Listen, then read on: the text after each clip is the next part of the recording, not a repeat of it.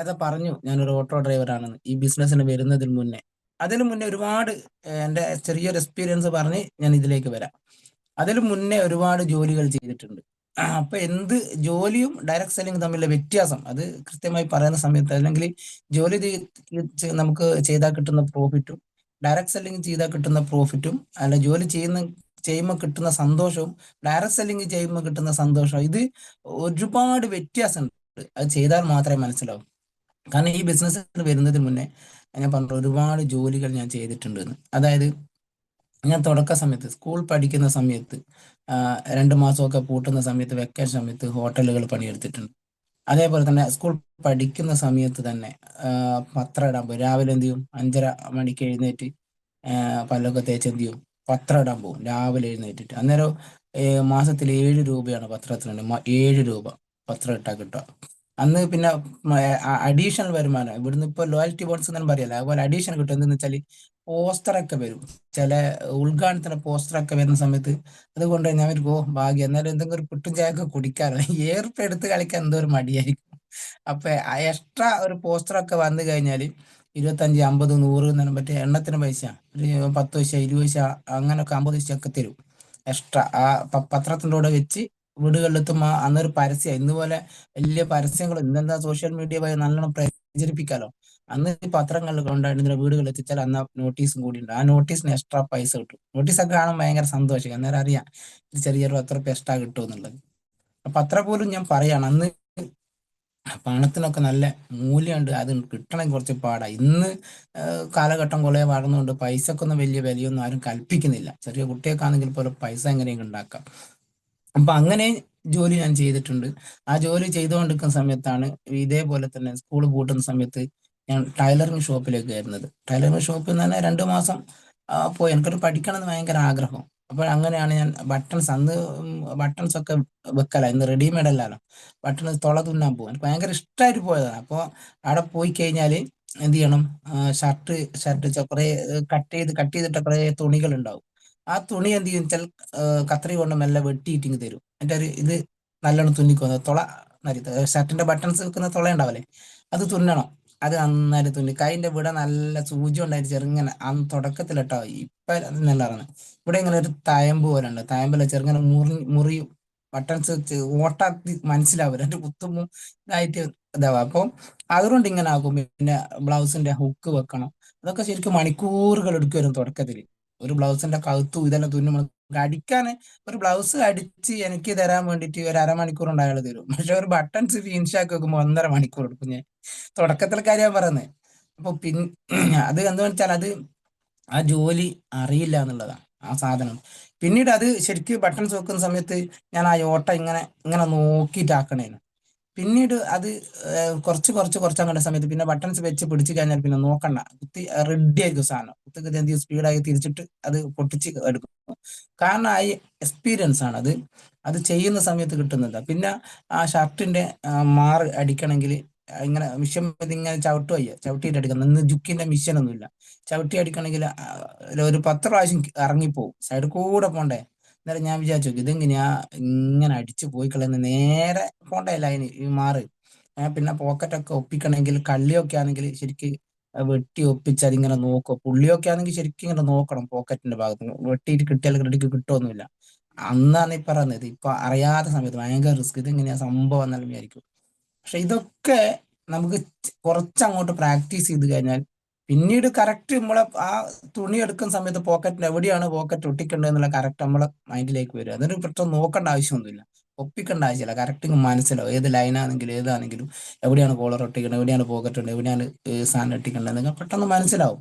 ഞാൻ കൂടുതൽ ജെൻസാണ് അടിച്ചുകൊണ്ടിരുന്നത്. അങ്ങനെ കുറെ കാലം ആ ബട്ടൺസ് വെക്കാൻ പോയിരുന്നു. പിന്നീട് സ്വന്തമായിട്ടൊരു ഷോപ്പ് നടത്തുന്ന രീതിയിലേക്ക്, എൻ്റെ ഷോപ്പല്ല പക്ഷെ അവിടുത്തെ ഒരു ഡെഡിക്കേഷൻ കൊണ്ട് ഞാൻ, കാരണം ഞാൻ ആ ചെല്ലുന്ന സമയത്ത്, ഞാൻ പഠിച്ചു കഴിഞ്ഞ് അവിടെ ചെല്ലുന്ന സമയത്ത് ബട്ടൺസ് വെക്കാനാണ് ഞാൻ പോയത്. ബട്ടൺസ് എടുക്കാൻ പോയി, പിന്നീട് ഞാൻ പഠിക്കാൻ പോയി. പിന്നീട് സ്കൂൾ പൂട്ടുന്ന സമയത്ത് വീണ്ടും അവിടെ പോയ സമയത്ത് എന്നോട് തന്നെ അവിടെ ഞാൻ ചെല്ലുന്ന സമയത്ത് എന്നെക്കാടെ മുന്നേ ഒരു 2 വർഷം മുന്നേ ബട്ടൺസ് വെക്കുന്ന ഒരു വ്യക്തിയുണ്ട്. അവനാണ് എല്ലാ നൂല് കാര്യങ്ങളൊക്കെ. ഒരു കട്ടിങ് ഉണ്ടെങ്കിൽ ടൈലറിങ് ഷോപ്പിൽ ഒരു 5-6 ആളെ അവിടെ പണിക്കാരുണ്ട്. ആ പണിക്കാർ വരുന്നതിന് മുന്നേ എന്ത് ചെയ്യണം നമ്മൾ, നൂലൊക്കെ സെറ്റാക്കി വെക്കണം. ഈ നൂല് സെറ്റാക്കി വെക്കുക. ഇതൊക്കെയാണ് നമ്മളെ പണി. ക്യാൻവാസുമായി കൊണ്ടുവരാം. ഇപ്പോൾ ലേഡീസ് ഉണ്ടാണെങ്കിൽ അതിൻ്റെ ഒരു ക്യാൻവാസ് വേറെ ഉണ്ടാവും, ജെൻസിൻ്റെ അതിൻ്റെ ക്യാൻവാസ്, ഇതൊക്കെ വാങ്ങി കൊണ്ടുകൊടുക്കലാണ് നമ്മളെ പണി. നൂല് വാങ്ങി കൊണ്ടു കൊടുക്കുക, ഇതൊക്കെയാണ് നമ്മുടെ പണി. അപ്പൊ അവിടെ ഉള്ള സമയത്ത് നൂലൊക്കെ കംപ്ലീറ്റ് ഡിസോർഡർ ആയിട്ട്, അതായത് തുന്നി ഷർട്ട് അടിച്ചു കഴിഞ്ഞാൽ ബാക്കി നൂലുണ്ടാവും, അതൊക്കെ ഡിസോർഡർ ആയിട്ട് കിടക്കും. അപ്പൊ എനിക്കിതൊക്കെ ഡിസോർഡർ ആയിട്ട് കിടക്കുന്ന എനിക്ക് എന്തെങ്കിലും അലോസരാവും. നമ്മുടെ ബാറ്ററിയില്ല, നിപ്പോന്റെ ബാറ്ററി, അതിന്റെ പെട്ടി ഉണ്ടാവും. അതിന്റെ പെട്ടി വാങ്ങിക്കൊണ്ടുവന്നിട്ട് ഒരു ദിവസം ഞാൻ മൊത്തം ഒരു തട്ടിന്റെ മുകളിൽ ഇങ്ങനെ വെച്ച് എൻ്റെ ആ നൂല്, ഒഴിവായ നൂല് കംപ്ലീറ്റ് എന്ത് ചെയ്യും, കറുപ്പ് വേറെ തന്നെ ചുരുട്ടി വേറെ വെക്കും, വെള്ള വേറെ തന്നെ ചുരുട്ടി അതിൻ്റെ കൂടെ വെക്കും. അങ്ങനെ അങ്ങനെ അങ്ങനെ ഒക്കെ ഞാൻ ഒരു നൂല് എന്താവശ്യമുണ്ട് നിങ്ങളെ വലിച്ചെറിയാൻ പാടില്ല, ഇതാ കാലി പെട്ടിണ്ട് ഇതിലിട്ടാൽ ഞാൻ ചുരുട്ടിയിട്ട് എന്ത് ചെയ്യും, ഇതുപോലെ ഭംഗിയായിട്ട് ഇപ്പൊ എന്ത് രസമുണ്ട് കാണാൻ, നോക്കി നോക്കുന്നത്. അങ്ങനെ ഞാൻ അവിടെ എന്നെക്കാട്ട മുന്നേ വന്ന ആര് ഒരു പണിക്കാർ അവിടെ ഉണ്ട്. ഇത് അവരും ചെയ്യാം, പക്ഷെ അവര് ചെയ്യട്ടെ ഇവര് ചെയ്യട്ടെ എന്ന് ഞാൻ നോക്കല. ഞാൻ വന്ന സമയത്ത് ഇങ്ങനെയാണ്, ക്ലാസ് ഒക്കെ നല്ല തുടച്ച് വൃത്തിയാക്കും. പിന്നെ എന്റെ പണി എന്ന് പറഞ്ഞാൽ ഇപ്പൊ ചെറൂർ സാറാണ് അവിടെ ജോലിയുള്ള, ചെറൂർ സാറുണ്ട്, പിന്നെ അബീസ് സാറുണ്ട്, ഉമ്മർ സാറുണ്ട്, ഇവരൊക്കെ അവിടെ എന്നെക്കാട്ടെ സീനിയർ ആയിട്ട് ജോലി ചെയ്യുന്ന ആളാണ്. ഇവര് പാന്റ് അടിക്കുന്ന ആളുണ്ടാവും, ഷർട്ട് അടിക്കുന്ന ആളുണ്ടാവും. അപ്പൊ എന്റെ പണി എന്താ വെച്ചാൽ ഇപ്പൊ ചെറൂർ സാർ വരുന്നതിന് മുന്നേ ഞാൻ എന്ത് ചെയ്യും, ആ മിഷ്യൻ കംപ്ലീറ്റ് തുടച്ച്, ഒരു ഉദാഹരണം പറയാട്ടോ, മിഷ്യൻ കംപ്ലീറ്റ് തുടച്ച്, ഇല്ലെങ്കിൽ ചെറൂർ സാർ വന്ന് എന്ത് ചെയ്യണം, ആ മിഷ്യൻ കംപ്ലീറ്റ് തുടക്കണം. എന്നിട്ട് പിന്നെ തുടച്ച് എണ്ണ ഇട്ട് നൂല് ചുറ്റി എന്നിട്ട് വേണം ഷർട്ട് അടിക്കാൻ. ഞാൻ എന്ത് ചെയ്യും വെച്ചാൽ വരുന്നത് മുന്നേ, എനിക്ക് ഷർട്ടൊന്നും അടിക്കുന്ന അറിയില്ല, ഒന്നും എനിക്കറിയില്ല. ഞാൻ എന്ത് ചെയ്യും, ഇവരെ മിഷ്യനൊക്കെ തുടച്ച് ഭംഗിയായി വെച്ച് ആ നൂലൊക്കെ ചുറ്റി ഒന്ന് ഒന്ന് അടിച്ച് നോക്കി, അതിൻ്റെ ഉള്ളിൽ എണ്ണയൊക്കെ കൊണ്ട് ഒന്ന് അടിച്ച് റെഡിയാക്കി വെക്കും. ആ ചെറൂർ സാറെ വന്ന ആ മിഷ്യമ്മിൽ ഇരിക്കുമ്പോൾ അയാൾക്ക് കിട്ടുന്ന ഒരു ഇതുണ്ടാവില്ല, എന്ത്, ഓ എന്നോടുള്ള ഒരു സ്നേഹം ഉണ്ടാവില്ല. സ്നേഹം എന്ന് പറഞ്ഞാൽ അതന്നെ. അതുവരെ ഒരു 2-3 വർഷം ജോലി എടുത്ത വേറൊരു ആൾ അവിടെ ഉണ്ട്, അസിസ്റ്റന്റ്. അപ്പോ ഞാൻ ചെല്ലുന്ന സമയത്ത് ഞാൻ ചെയ്ത പണി എന്താ ഇങ്ങനെ. അപ്പൊ ചെറൂർ സാർ ഒരു, എടാ ഇനി ഷർട്ടിന്റെ ഒരു മാറ് ഒന്ന് ഒട്ടിച്ചു കൊണ്ടുപോവാ. കാരണം ഇത് കാരണം എന്തുകൊണ്ടാ അത് എന്നോട് അങ്ങനെ പറയുന്നത്, ഞാനത് ചെയ്യും, ഞാനിത് അങ്ങനെ അവിടെ എടുത്ത് വെച്ചിട്ടുണ്ട്. അപ്പൊ എന്നോട് ഒരു മാറൊട്ടിക്കും. അപ്പൊ ഞാൻ എന്ത് ചെയ്തു, മാറൊട്ടിക്കുന്നത് ഞാൻ പഠിച്ച്, അതിങ്ങനെയാണ് വരഞ്ഞു തരും. ഇതുകൊണ്ട് എന്ത് ചെയ്യും, രണ്ട് സൈഡിൽ ഇവിടെ വെച്ച് ഇവിടെ വെച്ചിട്ട് ഒട്ടിച്ചാൽ മതി എന്നറിയാം. അങ്ങനെ തന്നെ നേരെ ഒട്ടിക്കും. എൻ്റെ എന്ത് ചെയ്യും, ഒട്ടിച്ച് ഇങ്ങനെയാണ് കൊണ്ടുപോയി എൻ്റെ ഇവിടെ ഇരിക്കുന്ന അവിടെ ഇരിക്കും. അപ്പൊ ഇങ്ങനെ അടിക്കുന്നത് കാണും. അന്നേരം നമുക്ക് വല്ലാത്തൊരു ശ്രദ്ധ വരും. ശരിക്കും 2 മാസം കൊണ്ട് ഒരു ഷർട്ട് ഞാൻ അടിച്ച് പഠിച്ചു എന്നുള്ളതാണ്. 2 വർഷം അവിടെ വേറൊരാളുണ്ട്. ഈ ബിസിനസ്സും അങ്ങനെ തന്നെയാണ്. അതാ ഞാൻ പറഞ്ഞു വന്നത്. ഞാൻ ക്ലിയർ ആയോ?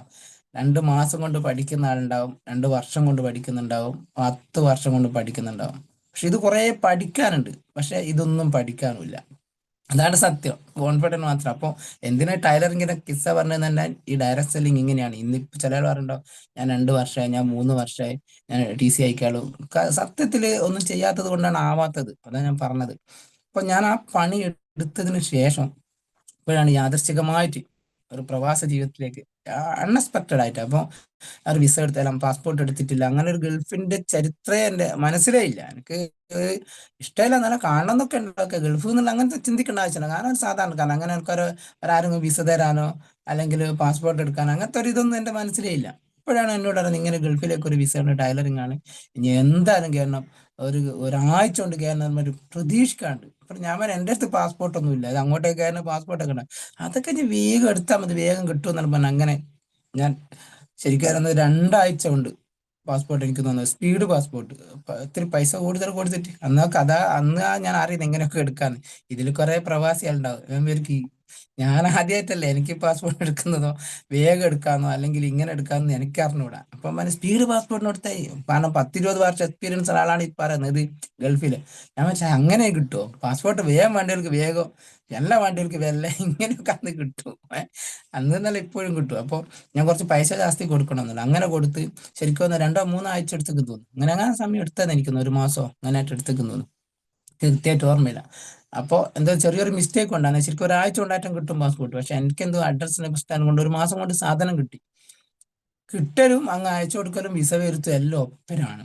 അപ്പം വിസക്ക് ഏകദേശം ഒരു 1-1.5 ലക്ഷം റുപ്യ എനിക്ക് ചെലവായിട്ടുണ്ട്, പോക്കും ഗൾഫ് ചാർജ്, പിന്നെ ഡ്രസ്സും കാര്യം നമുക്ക് ഉണ്ടാവല്ലേ ഗൾഫിലെല്ലാം പോകുന്ന സമയത്ത് അതൊന്നും പറയണ്ട. ആദ്യമായിട്ട് പോകുമ്പോൾ അങ്ങനെ ഉണ്ടാവും. ഓ, അതൊരു സംഭവം തന്നെ, എന്തായിരിക്കും സന്തോഷമല്ലോ. നമ്മള് ഗൾഫിൽ ചില ആൾക്കാരെ കൊണ്ടാക്കാനോ പോകും, കൊണ്ടാക്കാൻ പോകുമ്പോൾ നമ്മുടെ ഒരു വിഷ് ഒന്ന് അങ്ങോട്ടൊന്ന് കീറും, എന്താ വകുപ്പ്, അതിന്റെ ഉള്ളിലൊന്നും കയറേണ്ടി അത് ഗൾഫിൽ പോയിക്കില്ലെങ്കിൽ ആ എയർപോർട്ടിന്റെ ഉള്ളിൽ ഒരു ടാറ്റാലും പറയുമ്പോൾ പോകുന്ന ആൾക്കറിയാം എന്താ സ്ഥിതി. ഞാൻ പറഞ്ഞോ, പക്ഷെ നമുക്കുണ്ടാകുന്ന ഒരു സുഖം ഉണ്ടാവില്ലേ, ഇത് പുറത്തുനിന്ന് ടാറ്റ കൊടുക്കുമ്പോൾ അതിന്റെ ഉള്ളിലൊന്ന് കയറാനല്ലേ. അങ്ങനെ അങ്ങോട്ടേക്ക് പോയി. അങ്ങോട്ടേക്ക് പോകുന്ന സമയത്ത് ഇവിടുന്ന് എന്തുണ്ട്, പോകുന്നതിന് മുന്നേ അപ്പോ ചില വിശ്വാസികളിലൊക്കെ ഉണ്ടാവുമല്ലേ, വിശ്വാസി ഉണ്ടാവുന്ന സമയത്ത് നമ്മൾ ഓരോരുത്തരത്തിൽ പോയിട്ടൊന്നും അറിയിക്കാനും ചെയ്യും ചില ആള്. അങ്ങനെ പോയി അറിഞ്ഞ സമയത്ത് തന്നെ ഓ രക്ഷപ്പെടും, നിന്റെ പോകുന്ന വഴിക്കൊക്കെ ഞാനല്ല എൻ്റെ അമ്മയും ഒരിക്കലും ഒരു ഇതുണ്ടാവില്ല എന്താണ് സംഭവം എന്നല്ല. ആ പോകുന്ന വഴിക്കൊക്കെ എന്ത് ചെയ്യും, എല്ലാ വാതിലും തുറക്കപ്പെടും, അവൻ രക്ഷപ്പെടും.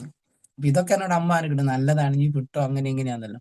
അപ്പൊ ഞാൻ ചെല്ലുന്ന വാടി തന്നെ ഈ എയർപോർട്ടിലെ വാതിൽ ഇങ്ങനെ അങ്ങ് തുറന്ന്. അപ്പൊ ഞാൻ പറഞ്ഞു ഓ സംഭവം റെഡി, അമ്മ പറഞ്ഞു ഇതെല്ലാം തുറക്കുന്നുണ്ടോ അതില്, രക്ഷപ്പെട്ടു. അത് ഓട്ടോമാറ്റിക് അല്ലേ, ഇതുണ്ട് എനിക്ക് അങ്ങനെ മനസ്സിലായോ. ഇത് കണിയാൻ പറഞ്ഞൊന്നല്ല, ഇത് ഓട്ടോമാറ്റിക് ഡോറാ. ഇത് ഞാൻ ആദ്യമായിട്ടല്ലേ കാണുന്നത് ഈ ഓട്ടോമാറ്റിക്, നമ്മുടെ നാട്ടിൽ ഇല്ല അന്ന് ആ സമയത്ത് ഓട്ടോമാറ്റിക്. അപ്പൊ ഞാൻ അമ്മേനോട് ഇത് സംഭവം സക്സസ് ആട്ടോ, ഇത് കംപ്ലീറ്റ് ഞാൻ ചെല്ലുമ്പോൾ തന്നെ സംഭവം എല്ലാം തുറന്നിട്ട് അതിന്റെ ഉള്ളിലേക്ക് കയറി. നല്ല എ സി അല്ലേ, എ സിയിലൊന്നും നമ്മൾ ഇരിക്കലേ ഇല്ല. നമ്മളെവിടെ നാട്ടിലെവിടെ എ സി, സൂപ്പർ മാർക്കറ്റ് പോലെ ഒന്നും കുറ്റിയ ടൗണില്ല.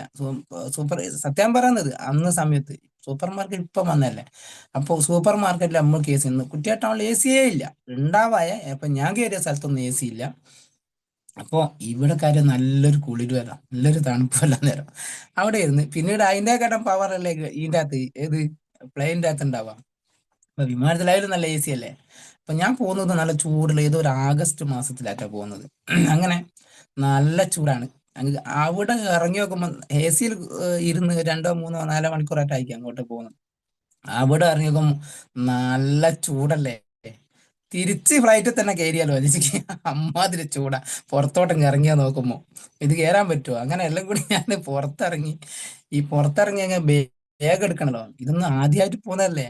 അപ്പൊ ഇതിങ്ങനെ കറങ്ങി കളിക്കുമല്ലേ ബാഗ് എടുക്കുന്ന സ്ഥലത്ത്. അപ്പൊ ഞാൻ എന്റെ ബാഗും ഇങ്ങനെ നോക്കി കുറേ നിന്ന്, എല്ലാം ഇങ്ങനെ കറങ്ങുന്നുണ്ട്, എന്റെ ബാഗ് മാത്രം കാണുന്നില്ല. ഞാൻ ചിത്തയുടെ പോയി നോക്കുമ്പോ അതും എടുത്ത് ഏതോ ഒരു ഇന്ത്യക്കാരൻ പോയി മാറിപ്പോയതാ സംഭവം. നോക്കണേ, ഇത് ഭാഷാരും അങ്ങെത്തി ഖത്തറിലേക്ക് പോയെ. അവിടെ എത്തിയിട്ട് ആരോടാ പറയണ്ടേ, എല്ലാരും കുറെ ആൾ ഹിന്ദി പറയുന്നുണ്ട്, കുറെ ആൾ അറബി പറയുന്നത്, കുറെ ആൾ ഇംഗ്ലീഷ് പറയുന്നത്, മലയാളം മാത്രം ആരുമില്ല. അറിയായിട്ടാണോ പറയായിട്ടോന്ന് തിരിയുന്നില്ല, എങ്ങോട്ടാ നോക്കണ്ടേന്ന് തിരിയുന്നില്ല. ഒരു 2 മണിക്കൂർ കഴിഞ്ഞിട്ട് എന്നെയും കാത്ത് നിന്ന് പുറത്ത് നിൽക്കുക ഇവര്, എന്നെ കൊണ്ടുവരാൻ വന്നല്ലേ. അവരെന്നെ എന്നോട് തന്നെ എല്ലാം നമ്മളെ ഫ്ലൈറ്റിൽ എല്ലാവരും ഇറങ്ങി കഴിഞ്ഞാൽ മാത്രം എന്താ കാണാത്ത അല്ലെങ്കിൽ നോക്കാം. അവസാനം വന്നിട്ടോ ഒരു മലയാളി എന്നെ സഹായിച്ച്. ഞാൻ പിന്നെ എന്റെ ബാഗ് കാണുന്നില്ല, ഒരു ബാഗ് ഉണ്ടാടെ ഇങ്ങനെ കറങ്ങുന്നത്, ഇത് ഞാൻ എടുക്കൂലല്ലോ എന്റെ അല്ലാലോ. അപ്പോൾ അന്നേരം മറ്റേ അത് മാറിപ്പോയതാ, ഇനി ഇവിടെ ഒന്ന് അതും കൊണ്ടുപോയിരിക്കുന്നത്. അങ്ങനെ 2 മണിക്കൂർ കഴിഞ്ഞാൽ അയാൾ തിരിച്ചു വന്ന് എന്റെ ബാഗ് തിരിച്ചു തന്ന്. അങ്ങനെ ഞാൻ ആ റൂമിലേക്ക് പോയി. ചുരുക്കി പറഞ്ഞു കഴിഞ്ഞാൽ ആ പ്രവാസ ജീവിതം എന്ന് പോകുന്നത് പോലല്ല. എല്ലാവരും എന്നെല്ലാം പറഞ്ഞിട്ടോ, ചില അധികം 80% പാട് ജീവിതം എന്നൊക്കെ പറയുന്നില്ലേ, ഞാൻ അത്രയൊന്നും അനുഭവിച്ചിട്ടില്ലേന്, ഭയങ്കര പ്രശ്നം തന്നെയാണ്. അപ്പോൾ ചുരുക്കി പറഞ്ഞാൽ ആ പ്രവാസ ജീവിതം എനിക്കൊന്നും നേട്ടമൊന്നും ഉണ്ടായി തന്നെ 2 3 4 ലക്ഷം റുപ്യ കടാക്കി എന്നല്ലാണ്ട് വേറെ ഒന്നും എനിക്ക് അവിടെ കിട്ടിയിട്ടില്ല. എന്നാലും കുറേ സുഹൃത്തുക്കളെ കിട്ടിയിട്ടുണ്ട് അവിടെ പ്രവാസത്തിൽ. പോയ സമയത്ത് ഒരുപാട് ഒരുപാട് സുഹൃത്തുക്കൾ അവിടെ കിട്ടിയിട്ടുണ്ട്. അപ്പൊ ഞാൻ ഇതൊക്കെ എന്തിനു പറഞ്ഞു എന്നാണ്, വളരെ കഷ്ടപ്പാടാ. ഞാൻ ഇതൊക്കെ എന്തിന് ഇപ്പൊ തുടക്കത്തിൽ പറഞ്ഞു വെച്ചാൽ അത്ര കഷ്ടപ്പാട് ഡയറക്ട് സെല്ലിംഗ് ഇല്ല. അതാ ഞാൻ പറഞ്ഞു വന്നത്. അത്ര കഷ്ടപ്പെടുക അവിടെ ജോലി എടുത്ത് പൈസ കിട്ടിയിട്ടൊന്നും ഞാൻ പറയുന്നില്ല. അത് അവിടെ ജോലി എടുത്ത് അവിടെ എനിക്ക് ഒരുപാട് അനുഭവങ്ങൾ തന്നിട്ടുണ്ട്. വളരെ വിഷമം പിടിച്ച ഒരുപാട് അനുഭവങ്ങൾ, സന്തോഷം എന്നുള്ള അനുഭവം, അതൊക്കെ അവിടെ വെക്കട്ടെ. അങ്ങോട്ടേക്ക് പോയാൽ പിന്നെ എനിക്ക് പിന്നീട് സംസാരിക്കാനാവില്ല, അതുകൊണ്ട് ഞാൻ അങ്ങോട്ടേക്ക് പോകുന്നില്ല. അപ്പൊ എനിക്ക് ഡയറക്റ്റ് സെല്ലിങ്ങിന്റെ സന്തോഷം പറയാം. അത് കഴിഞ്ഞിട്ടാണ് ഞാൻ വന്നതും ഈ ഓട്ടോ മേഖലയ്ക്ക്. മാനസികമായിട്ട് ഞാൻ വളരെ ടയർഡായിട്ടാണ് തിരിച്ചു വന്നത്. അങ്ങനെയാണ് ഇനി എന്ത് ടൈലറിങ് മേഖലയെ ഞാൻ ഒഴിവാക്കി, എനിക്കത് ഇഷ്ടമല്ല എന്നുള്ള, അങ്ങനെ അത്രയും അല്ലാതെ മാനസികമായിട്ട് വിഷമം വന്ന് പിന്നീടാണ് ഞാൻ ഓട്ടോ മേഖലയിലേക്ക് ഇരുന്നത്. ഓട്ടോ ഒന്നും എനിക്ക് അറിയില്ല. എന്നാൽ ഓട്ടോ ഞാൻ നമ്മളെ ചേട്ടൻ മൂപ്പര ഓട്ടോ, ചേട്ടൻ മൂപ്പര് ഓട്ടോ ആയിക്കോട്ടെ. ഞാൻ പറഞ്ഞു ഇനി എനിക്ക് പണിക്കൊന്നും ഇതൊന്നും കയ്യല്ല, ടൈലറിങ് പോകാം, മാനസികമായിട്ട് ഇതായതുകൊണ്ട് പോയില്ല.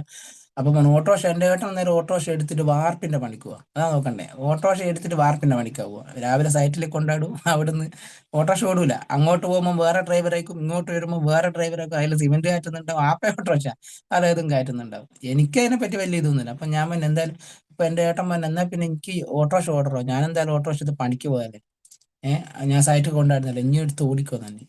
ഞാൻ എനിക്ക് അറിഞ്ഞുകൂടാലോ, അതങ്ങ് പഠിച്ചാൽ പോരെ തന്നെ. അങ്ങനെ കുറച്ച് അത് മെല്ലെ മെല്ലെ ഉരുട്ടി പഠിച്ച് ചെറിയൊരു വളവൊക്കെ വരുന്ന സമയത്ത് ഞാൻ തേർഡ് ഗിയറിലിട്ടിട്ടാ വളക്കുക, പേടിച്ചിട്ട് ഓട്ടോറിക്ഷ മറിയോ എന്നൊക്കെ പേടിച്ചിട്ട്. ഈ ബിസിനസ്സും അങ്ങനെ തന്നെ അല്ലേ? ചില ആള് പ്ലാനൊക്കെ പറയാൻ പേടിക്കുന്നില്ലേ? ഞാൻ പറഞ്ഞതാണ്, അത്ര പേടിയാണ്. വളമൊക്കെ അത് മറിഞ്ഞങ്ങ് വീവോ? അതെന്താ അറിയില്ലെങ്കിൽ നമുക്ക് പേടിയായിരിക്കും. ഇപ്പൊ ആ വളവൊക്കെ ഞാൻ കണ്ണും പൂട്ടി ഫോർത്ത് ഗിയറിൽ പോവും. എന്ന് വെച്ചാൽ വളവെന്ന് ഫോർത്ത് ഗിയർ പോകണം എന്നല്ല പറഞ്ഞത്, അത് എക്സ്പീരിയൻസ് ആണ്, അങ്ങനെ പോകാം. പക്ഷെ വളവെന്നൊക്കെ ചവിട്ടിയിട്ടാണ് വളക്കേണ്ടത്. പക്ഷെ ഇവിടെ ഇവിടെ ചട്ടമുക്കെന്ന് പറയുന്നത് ആ വളവൊക്കെ എന്ത് ചെയ്യാം, ടോപ്പ് വരെ പോകാം നമുക്ക്. കാരണം അത് കാണാം, അപ്പുറം കാണാം, വളവ് കാണാം. അപ്പൊ എന്നാൽ പോലും ഞാൻ സെക്കൻഡ് ഗിയറിലാണ് അത് വളക്കല്. നോക്കണം അതെന്താ, അന്ന് പരിചയമില്ല ഇത് ഓടിച്ചിട്ട്. എന്തിനും പഠിക്കണം. ആ ഓട്ടോറിക്ഷ പഠിക്കാൻ ഞാൻ സമയം എടുത്തിട്ടുണ്ട്. അതേപോലെ ആ സമയത്താണ് എൻ്റെ ഒരു 2018 ഇതിന്റെ ഒരു ബ്ലഡ് പ്യൂരിഫയർ എന്ന പ്രോഡക്റ്റ് നമ്മുടെ ഗ്രേറ്റിലെ സനൂപ് സാർ എനിക്ക് തരുന്നത്. അത് അന്ന് കുറെ എന്തെല്ലോ കാര്യങ്ങളൊക്കെ പറഞ്ഞിട്ട് ഇതിന്റെ വരുമാനങ്ങൾ എന്തൊക്കെ പറഞ്ഞു, പക്ഷെ ശ്രദ്ധിച്ചില്ല. വിശേട്ടാ ഇത് കുറിച്ച് എനിക്ക് മുഖത്ത് കംപ്ലീറ്റ് അലർജി ആയിരുന്നു, കംപ്ലീറ്റ് അലർജി. ഇത് ഇങ്ങനെ ഒന്നല്ല, പഴുത്തിട്ട് ടവലൊക്കെ കെട്ടി ഭയങ്കര പ്രശ്നമായിരുന്നു. അപ്പൊ അയാണ് ആ സമയത്ത് ഞാൻ CITന്റെ ഭാരവാഹിയാണ്. അപ്പൊ ആ കമ്മിറ്റിയിലാണ് നമ്മുടെ ഗ്രേറ്റുള്ള സനൂപ് സാറ് എക്സിക്യൂട്ടീവ് മെമ്പറായിട്ട്, ഞാൻ സെക്രട്ടറി ആയിരിക്കുന്ന സമയത്ത് എക്സിക്യൂട്ടീവ് മെമ്പറായിട്ട് എൻ്റെ കമ്മിറ്റിയിലേക്ക് ഓപ്റ്റ് ചെയ്ത വ്യക്തിയാണ് സനൂപ് സാറ്. അപ്പോൾ അന്ന് സനൂപ് സാറോട് ഞങ്ങൾ കമ്മിറ്റിയിൽ ഇരിക്കുന്ന സമയത്ത് എന്തെങ്കിലും ഒരു അഭിപ്രായമൊക്കെ പറയാൻ പറഞ്ഞാൽ സംസാരിക്കുക പോലും ചെയ്യൂല സനൂപ് സാർ. എനിക്ക് അഭിപ്രായം ഒന്നുമില്ല അങ്ങനെ നിൽക്കുന്ന ആളാണ്. ഇന്ന് കത്തിക്കാരുന്ന ഒരാളാണ്, അതാണ് നോക്കേണ്ടത്. അപ്പോൾ അന്ന് ബ്ലഡ് പ്യൂരിഫയർ എനിക്ക് തന്ന സമയത്ത് ഞാൻ അത് മൈൻഡ് ആക്കിയില്ല. അവൻ തന്നതല്ലേ, മുതലാ തന്നത്, ഈ രക്തം ശുദ്ധീകരിക്കുന്നത്. അപ്പൊ ഞാനൊരു ഇന്ന് നിങ്ങളൊക്കെ ചിലപ്പോൾ അങ്ങനെ ആലോചിച്ചു, എന്തായാലും ഡോക്ടർമാരൊന്നും ഇവിടെ വേണ്ടാലോ, നിങ്ങൾ മാത്രം പോരെ, ഇങ്ങനെ പറയുന്നാക്കണ്ട. ഈ ചോദ്യമൊക്കെ ഞാൻ ചോദിച്ചിട്ടുണ്ട് തുടക്കത്തിൽ. എന്നാൽ പിന്നെ സനുവ് തരുന്ന മരുന്ന് പോരെ, വേറെ ഒന്നും വേണ്ടാലോ. ഞാൻ 10-15 വർഷം കാണിച്ചിട്ട് കുറയാത്ത സാധനം ഇനിയിപ്പോ ഇവന്റെ ഇത് കുടിച്ചിട്ട് മാറാൻ. സത്യത്തിൽ എന്താണ് ഈ ആയുഷ് പ്രീമിയം സർട്ടിഫിക്കറ്റ് എന്നോ ഇത് ഉണ്ടാക്കുന്ന സയന്റിസ്റ്റ് ഡോക്ടർ DV നാരായണ ഇതിന്റെ പ്രവർത്തിക്കുന്നത് ഇതൊന്നും അറിയാത്തത് കൊണ്ട് സനൂപ് എന്ന വ്യക്തി തരുന്നു, ഞാനത് വാങ്ങുന്നു. അവിടെയാണ് അതിന്റെ പ്രശ്നം. ഇപ്പൊ ഞാൻ ഓട്ടോ ഡ്രൈവർ വിഭീഷ് കൊടുക്കുന്നത് ചേറൂർ സാർ വാങ്ങുമോ? ഇല്ല. അവന്റെ പണി എന്താ? ഓട്ടോ ഡ്രൈവർ ഇവരുണ്ടാക്കുന്ന മരുന്നാ കുടിക്കേണ്ടത്. ഇത് ഞാനല്ല ഉണ്ടാക്കുന്നത്, അല്ല സനൂപ് സാറല്ല ഉണ്ടാക്കുന്നതെന്ന് തിരിച്ചറിവില്ലായ്മ പ്രശ്നം. അറിവല്ല, തിരിച്ചറിവ് ഇല്ലായ്മ. അപ്പൊ ഇത് എന്റെ വീട്ടിൽ നിന്ന് ഉണ്ടാക്കുന്നതല്ല ഞാൻ സാധനം. അല്ലെങ്കിൽ സനൂപ് സാർ വീട്ടിൽ നിന്ന് ഉണ്ടാക്കുന്നതല്ല. പക്ഷെ അത് അറിയില്ല. നമ്മൾ സഞ്ചരിക്കുന്ന കുറെ ആൾക്കാർ, അവരെ കുറ്റം ഞാൻ പറയുന്നില്ല, അവർക്ക് പുതിയ ഈ ആയുഷ് പ്രീമിയം സർട്ടിഫിക്കറ്റോ ഇതൊന്നും അറിയില്ല. ചുരുക്കം പറഞ്ഞാൽ ആ പ്രൊഡക്റ്റ് ഞാൻ കുടിച്ചില്ല പേടിച്ചിട്ട്. അതാണ് എന്റെ സത്യം. എന്നിട്ട് അത് കളഞ്ഞ വ്യക്തിയാണ് ഞാൻ. അങ്ങനെ അത് മാത്രമല്ല, സനൂപ് സാറിനോട് സംസാരിക്കുന്ന സമയത്ത് കുറെ ആൾക്കാർ അങ്ങനെ ഉണ്ടാവല്ലോ, നമ്മളിപ്പോ ചെറൂർ സാർ ആരെങ്കിലും കൈ കൊടുത്തിട്ടുണ്ടെങ്കിൽ ചോദിക്കും. പ്രത്യേകിച്ച് ഓട്ടോ മേഖല, ഞാൻ ആ കുറ്റായിട്ട് പറയുന്നത് കേട്ടോ. ഞാൻ ഏറ്റവും കൂടുതൽ ഇഷ്ടപ്പെട്ടിട്ടും ഏറ്റവും കൂടുതൽ അങ്ങനെയല്ല, ഒരുപാട് തൊഴിലെടുത്തിട്ടെങ്കിൽ ഏറ്റവും കൂടുതൽ ആസ്വദിച്ച് സ്നേഹിച്ചുകൊണ്ട് ചെയ്തൊരു മേഖല ഓട്ടോ മേഖല. കാരണം ഒരുപാട് സുഹൃത്തുക്കളെ നമുക്ക് സഹായിക്കാൻ പറ്റും, ഒരുപാട് ആളെ ചാരിറ്റി എനിക്ക് ചെയ്യാൻ കഴിഞ്ഞിട്ട്, ഒരുപാട് സേവനം ചെയ്യാൻ പറ്റിയിട്ട്, അത് ഇപ്പോഴും ഞാൻ തഞ്ചം കിട്ടിയാൽ എന്ത് ചെയ്യും, ഓട്ടോ വേണമെങ്കിൽ ഓടിച്ചിട്ട് എന്ത് ചെയ്യും ജീവിക്കാൻ ശ്രമിക്കും. കാരണം അത് അത്ര ഇഷ്ടപ്പെട്ട് ആസ്വദിച്ച് ചെയ്തു. അങ്ങനെ ഉണ്ടല്ലേ, നമ്മളൊരു ആസ്വദിച്ച് ചെയ്യുന്ന സമയത്ത് അതൊരിക്കലും നമുക്ക് മടുക്കൂല. കാരണം അത്രയും ഫ്രണ്ട്സ്, അത്രയും അതെന്താ, അത് അനുഭവിക്കണം ആ ഒരു മേഖല. അത് വല്ലാത്തൊരു മേഖല തന്നെയാണ്. പക്ഷെങ്കിൽ അത് ഏഹ്, വേറൊരു കാര്യം തന്നെ, അതിങ്ങനെ രക്ഷപ്പെട്ടു പോകാൻ കുറച്ച് പണിയാണ്. എന്ന് വെച്ചാൽ മോശപ്പെട്ട പണിയൊന്നല്ല, രക്ഷപ്പെടാൻ പറ്റില്ല, ജീവിക്കാൻ പറ്റും. അതിന്റെ സമ്പാദ്യ പദ്ധതി അങ്ങനെ ചില്ലറ കാര്യമില്ല കേട്ടോ. ഒരു 100% ആൾക്കാർ എടുത്തു കഴിഞ്ഞാൽ ഒരു 20% ആൾക്കാർ, 20 ഉണ്ടോന്നല്ല, ഒരു 10% ആൾക്കാർക്ക് അതിൽ സമ്പാദിക്കാൻ പറ്റും, ജീവിക്കാൻ പറ്റും എന്നല്ല കേട്ടോ ഞാൻ പറഞ്ഞ. അവരെ കുടുംബങ്ങളെ നല്ലോണം നോക്കാൻ പറ്റും, വൃത്തിയായിട്ട് നോക്കാം, ഇതൊക്കെ ചെയ്യാൻ പറ്റും. പക്ഷെ ഒരു സമ്പാദ്യ പദ്ധതി ഒരു 10% ഉണ്ടോ എന്ന് വെച്ചില്ല. ചിലപ്പോൾ ഒരു 5% മാത്രമേ സമ്പാദിക്കാൻ പറ്റുള്ളൂ. എന്ന് വെച്ച് ഒരു നേരം പട്ടിണി കെടുത്തൂല ഓട്ടോറിക്ഷ, അത് എനിക്ക് ഉറപ്പാണ്. നമ്മളെ വീട്ടിൽ ഒരു അരി ഇല്ല എന്ന് പറഞ്ഞാല്, ശരി നിങ്ങൾ ആ വെള്ളം അടുപ്പത്ത് വെച്ചോ, ഒരു 10 മിനിറ്റ് അല്ല ഒരു മണിക്കൂർ കൊണ്ട് ഞാൻ വരാന്ന് പറഞ്ഞാൽ എടുത്തങ്ങ് പോയാൽ നമുക്കൊരു അഥവാ ഇപ്പോ വേറെ വാർപ്പിന്റെ പണിയോ തേപ്പിന്റെ പണിയോ അങ്ങനത്തെ പണി പോലും ഒന്നുമല്ല. നമുക്ക് ഇപ്പൊ ഒരു കല്യാണം ഉണ്ടെങ്കിൽ ഒരു വാർപ്പിന്റെ പണിയാണ് അന്ന് ഫുൾ ലീവാ, തേപ്പിന്റെ പണിയാണ് അന്ന് ഫുൾ ലീവാ. ഓട്ടോറിക്ഷ അങ്ങനെ ലീവല്ല. അതാണ് അതിന്റെ ഉച്ചയ്ക്ക് ശേഷം പോയാലും നമുക്ക് 10, 200, 300 റുപ്യ ഉണ്ടാക്കാൻ പറ്റും. ഇനി വൈകുന്നേരം കല്യാണമൊക്കെ കഴിഞ്ഞ് വൈകുന്നേരം വെറുതെ വീട്ടിലിരിക്കാന്നെങ്കിൽ ശരി എന്നാ ഒന്ന് ടൗണിൽ വരെ ചെന്ന് നോക്കട്ടെ, അന്നും വേണമെങ്കിൽ ഒരു 500 റുപ്യ ഉണ്ടാക്കാം മനസ്സുണ്ടെങ്കിൽ. നമുക്ക് മനസ്സിൽ അങ്ങനെ ചെയ്യണം എന്ന് തോന്നിയാൽ അങ്ങനെ ഒരു മേഖലയാണ് അത്. അത് വല്ലാതെ തന്നെ സ്വാധീനിച്ച ഒരു സാധനം. ഇപ്പൊ പെട്ടെന്ന് ആരെങ്കിലും വിളിച്ച് ഹോസ്പിറ്റലിലേക്ക് പോകുന്നുണ്ട്, അതല്ല ഞാൻ ആസ്വദിക്കുക. ഹോസ്പിറ്റലിൽ പോകുന്ന ആസ്വദിക്കുന്നില്ല കേട്ടോ, അവരങ്ങനെ സഹായിക്കാൻ പറ്റുന്നുണ്ടല്ലോ എന്നുള്ളത്. അല്ലാണ്ട് ഹോസ്പിറ്റലിൽ പോകുന്നത് ഭയങ്കര സന്തോഷമല്ല പറഞ്ഞത്, അവരെ സഹായിക്കാൻ പറ്റും, അങ്ങനെ ആസ്വദിച്ച് ചെയ്തൊരു മേഖലയാണ് അത്. അതുകൊണ്ട് എനിക്കത് മടിയില്ല ആ സാധനം. അതേ ആ സമയത്താണ് ഈ സനൂപ് സാർ എന്നോട് പറഞ്ഞത്, കുറേ ഓട്ടോറിക്ഷക്കാരൻ, നീ കുടുങ്ങിയില്ലേ, നീ പെട്ടില്ലേ എന്ന്. ഞാൻ ചോദിച്ചു എന്താ, ഇങ്ങോട്ട് സംസാരിക്കുന്നുണ്ടിക്കല്ലോ. എന്റെ മോനെ, ഏത് ഈ ഡയറക്ട് സെല്ലിങ്ങിനെ കുറിച്ചിട്ട് ബ്ലഡ് പ്യൂരിഫയർ തന്ന് ഇത് കണ്ട് ഒന്നും എന്നോട് പറഞ്ഞില്ല. അപ്പൊ ഇവരൊക്കെ പറയൽ കേട്ട സമയത്ത് ഞാൻ വെച്ച്, പടച്ചോനെ ഞാൻ കുടുങ്ങിയോ, ഞാനൊന്നും കൊടുത്തിക്കില്ല, പൈസ പോലും കൊടുത്തിക്കില്ല. പിന്നെ ഞാൻ എന്തിനു ടെൻഷനായി, എന്നിട്ട് പോലും അവരെ പറയലുകൊണ്ട് ഞാൻ ടെൻഷനായി പോയി. ഇതിൽ പെട്ടോ, ഞാൻ ഇവിടെ പൈസ ഒന്നും കൊടുത്തിക്കില്ല, ഞാനൊന്നും ആക്കിയിട്ടൊന്നും ഇല്ലല്ലോ. അപ്പോ അത്ര പോലും ആ 2 വർഷത്തോളം എന്നെ ആ ബിസിനസ് അകറ്റി നിർത്തി എന്നുള്ള ഈ സംഭവം നിങ്ങൾ നോക്കണം. ഇപ്പോഴും നിങ്ങൾ പറഞ്ഞിട്ട് ഇനി കുടുങ്ങിയോ പെട്ടോന്ന് ഇപ്പം ചിലപ്പോൾ ജോയിൻ ചെയ്ത ആൾക്കാർ വിചാരിക്കുന്നുണ്ടാവും, ഉയ്സ് ഞാൻ കുടുങ്ങിയോ പഠിച്ചോനെ, എൻ്റെ 5,000 പോയോ, അല്ല 15,000 പോയോ, മിനിമം 15,000 3 ഐഡിയ അടിക്കാലോ, 15,000 പോയോ, ഞാൻ പെട്ടോ, ടെൻഷൻ അടിക്കി നിൽക്കുന്ന ആൾക്കാരുണ്ടാവും. എനിക്ക് നിങ്ങളോട്, പുതിയ ആൾക്കാരോടാണ് ഞാൻ പറയുന്നത്, ഒരു ടെൻഷനും അടിക്കണ്ട. ഇത്രയും മികച്ച അവസരം ലോകത്ത് കിട്ടാനില്ല. ഇനി നാളുകളിൽ വരുമോ എന്ന് എനിക്കറിയില്ല, ലോകത്ത് കിട്ടാനില്ല. നമ്മൾ ചെയ്യോ ചെയ്യാതിരിക്കോ എന്നല്ല, എല്ലാവരും ഇന്ന് ഇവിടെ ജീവിക്കുന്ന എല്ലാവരും ഇൻഡയറക്റ്റ് ആയിട്ട് ഡയറക്റ്റ് സെല്ലിങ് ചെയ്യുന്നവരാ. ഒരു സംശയവും വേണ്ട, അത് ഞാൻ പറയുമ്പോൾ നിങ്ങൾക്ക് മനസ്സിലായി. ഇൻഡയറക്റ്റ് ഡയറക്റ്റ് സെല്ലിങ് ചെയ്യാത്ത ഒരു വ്യക്തി പോലും ഇല്ല. നമ്മൾ ഉപയോഗിച്ച ഉൽപ്പന്നത്തെ കുറിച്ച് എന്തോ ആവട്ടെ, പുറത്ത് ഉപയോഗിക്കുന്ന പേസ്റ്റോ സോപ്പോ, ഇനിയിപ്പോ സിനിമ കണ്ടതോ എന്തോ ആവട്ടെ, എന്തെങ്കിലും കണ്ടാൽ മറ്റുള്ളവരോട് പറയാത്താറുണ്ട്. ഒരു നല്ല ഭക്ഷണം കഴിച്ചാൽ, ഇന്നേ ഹോട്ടൽ നല്ല ഭക്ഷണമാണ്, അവിടുന്ന് കഴിച്ചോ, ഞങ്ങൾ അവിടുന്ന് കഴിച്ചത് സൂപ്പർ ഭക്ഷണം കേട്ടോ, ഇന്ന് തുറന്ന ഹോട്ടലാണ്, അടിപൊളിയാ എന്താടാ ഭക്ഷണം, ഇങ്ങനെ പറയാത്ത ആരാ ഉള്ളത്, ആരാ ഉള്ളത്? എന്ത് പ്രോഫിറ്റ് ആഗ്രഹിച്ചിട്ടാ, അല്ല എന്ത് പ്രോഫിറ്റ് കിട്ടുമെന്ന് വിചാരിച്ചിട്ടാണ് ഇങ്ങനെ ഇങ്ങനെ പറയുന്നത് ആരെങ്കിലും ആണോ? അല്ല, അവരും ചെയ്യുന്ന ഡയറക്ട് സെല്ലിങ്ങിനെ അത് തന്നെയല്ലേ ഇവിടെയും ചെയ്യേണ്ടത്. പക്ഷെ ഇത് അന്ന് അറിയാല. ഇവര് പറഞ്ഞ സമയത്ത് ഞാൻ പേടിച്ചു പോയി. ഞാൻ എന്തിലോ കുടുങ്ങിപ്പോയി ഞാൻ വിചാരിച്ചേ, എന്തിലോ കുടുങ്ങി, ഇനി എന്ത് രക്ഷപ്പെടും, പൈസ പോലും കെടുത്തിക്കില്ല, ഒരു പ്ലാൻ പോലും മര്യാദയ്ക്ക് കേട്ടിക്കില്ല. 2 വർഷം എനിക്ക് നഷ്ടമായ, 2 വർഷം. എനിക്ക് പറയാലോ, ഇതിൽ ജോയിൻ ചെയ്ത ആൾക്കാരില്ലേ, അവരിപ്പം മിണ്ടാതിരിക്കുന്നില്ലേ, അവർ ജോയിൻ ചെയ്തിട്ട് അവസരം കിട്ടിയിട്ടും മിണ്ടാതിരിക്കുന്ന ആൾക്കാരില്ലേ, എനിക്ക് അവരെ കുറിച്ചാ സങ്കടം. ജോയിൻ ചെയ്യാത്ത ആൾക്കാർ പോട്ടെ, അവരറിയുന്നില്ലല്ലോ. ഇപ്പോഴും ജോയിൻ ചെയ്തിട്ട് ഒന്നും ചെയ്യാതെ ഒരു മീറ്റിംഗ് ഇട്ടുകൊടുത്ത ലിങ്ക് ഇട്ടോടെ തിരിഞ്ഞു നോക്കൂല, അല്ലെ പിന്നെ പ്രൊഡക്റ്റിന്റെ റിസൾട്ട് കിട്ടിയാൽ, അല്ലെങ്കിൽ അച്ചീവ്മെന്റ് ഉണ്ടാക്കിയ കണ്ടാല്, എന്നിട്ട് പോലും ചെയ്യാത്ത എത്ര ആൾക്കാരുണ്ട്, നിങ്ങളൊന്ന് ആലോചിച്ച് നോക്കി നോക്കും. ഒരുപാട് ആൾക്കാരുണ്ട് ഇതിൻ്റെ അകത്ത്. അപ്പോൾ ഈ 2 വർഷം നഷ്ടപ്പെട്ടത് എനിക്ക് ഇപ്പോഴും സങ്കടം. അല്ലെ ഇന്ന് ചുരുങ്ങിയത് ചിലപ്പോൾ ഒരു NTC ഒക്കെ കഴിഞ്ഞിട്ടുണ്ടാവും ആ 2 വർഷം കൊണ്ട്, ഒരു സംശയമുണ്ട്. ചിലപ്പോൾ CTC ആയിട്ടുണ്ടാവും, പറയാനാവൂല. ചിലപ്പോൾ അധികം ആയിട്ടുണ്ടാവും. ഇങ്ങനെ തന്നെ പോയെങ്കിൽ ഇതിലും ഗ്രോത്ത് എന്തായാലും കിട്ടുമായിരുന്നു എന്ന് ഞാൻ വിചാരിക്കുന്നു. അപ്പോൾ ആ NTC ലെവലെങ്കിലും എനിക്ക് എത്താമായിരുന്നു 2 വർഷം മുന്നേ ആണെങ്കിൽ. അപ്പൊ ഇന്ന് RTCയിലല്ലേ നിൽക്കുന്നത്. അപ്പോൾ ഒരുപാട് മാറ്റങ്ങൾ വന്നിട്ടുണ്ടാവുന്നു. അപ്പം അങ്ങനെ ആ പ്ലാന് കേട്ട് എല്ലാം കൂടി ഞാൻ ഒഴിവാക്കി. എന്നിട്ടും ആ പ്രൊഡക്റ്റ് പോലും കുടിച്ചില്ല, മുഖത്ത് ഇങ്ങനെ ഉണ്ടായിട്ട് ആ പ്രൊഡക്റ്റ് പോലും കുടിച്ചില്ല എന്നുള്ള സത്യം. അങ്ങനെ ഇരിക്കുന്ന സമയത്ത് തന്നെ വീണ്ടും അൺഎക്സ്പെക്റ്റഡ് ആയിട്ട് എൻ്റെ ഒരു സുഹൃത്തുണ്ട്, ശരത്ത് നടന്ന്. ആ സുഹൃത്ത് എൻ്റെ പുറകെ ആ സമയത്ത്, സോറി, ആ സമയത്ത് ഞാൻ 10 വർഷം ഏകദേശം ഓട്ടോ മേഖലയിൽ പ്രവർത്തിച്ചതാണ്. ആ 10 വർഷം എടുത്ത സമയത്ത് 1 വർഷം ഞാൻ കിടന്നുപോയി. ഞാൻ പറഞ്ഞൊരു അലർജിയുടെ പ്രശ്നം ഉണ്ടായിട്ട് പിന്നീട് തീരെ പോകാൻ പറ്റണം. അങ്ങനെ 1 വർഷത്തോളം ആ 10 വർഷം എടുത്ത മേഖലയിൽ നിന്ന് മാറി നിൽക്കേണ്ടി വന്നിട്ടുണ്ട്. ആ മാറി നിൽക്കുന്ന സമയത്താണ് ശരിക്ക് നമുക്ക് മനസ്സിലാവുന്നത്, നമ്മൾ പ്രവർത്തിക്കുന്ന സമയത്ത് കിട്ടുന്ന പ്രോഫിറ്റ് അല്ല നമുക്ക് വേണ്ടത്.